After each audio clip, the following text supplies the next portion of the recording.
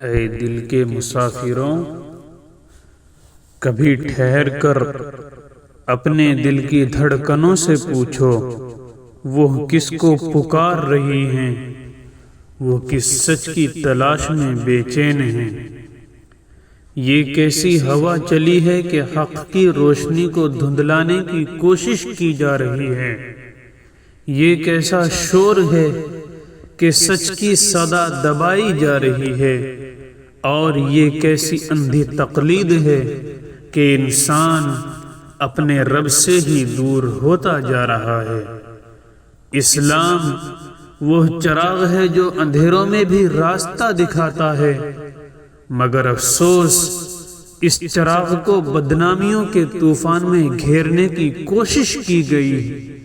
کبھی اسے تلوار کا مذہب کہا گیا، کبھی اسے شدت کا نام دے کر لوگوں کے دلوں میں خوف بٹھایا گیا، حالانکہ یہی اسلام تو وہ پیغام ہے جو ٹوٹے دلوں کو جوڑتا ہے، جو انسان کو انسان سے محبت سکھاتا ہے، جو عدل، رحم اور سچائی کا علم بردار ہے۔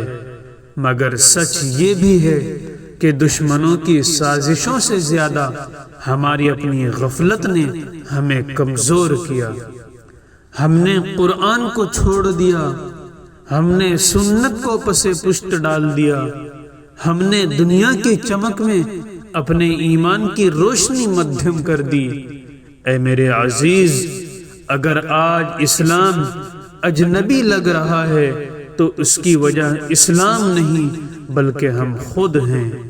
آؤ ایک بار پھر اپنے دلوں کو جگائیں، اپنی روح کو قرآن کی روشنی سے منور کریں، اپنی زندگی کو نبی صلی اللہ علیہ وسلم کے طریقے پر ڈالیں۔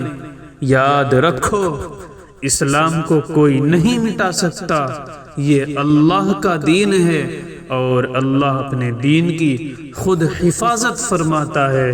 ہمیں صرف اتنا کرنا ہے کہ ہم اس دین کے سچے نمائندے بن جائیں، پھر دیکھنا یہی دنیا جو آج دور بھاگ رہی ہے، کل اسی اسلام کی روشنی میں سکون تلاش کرے گی۔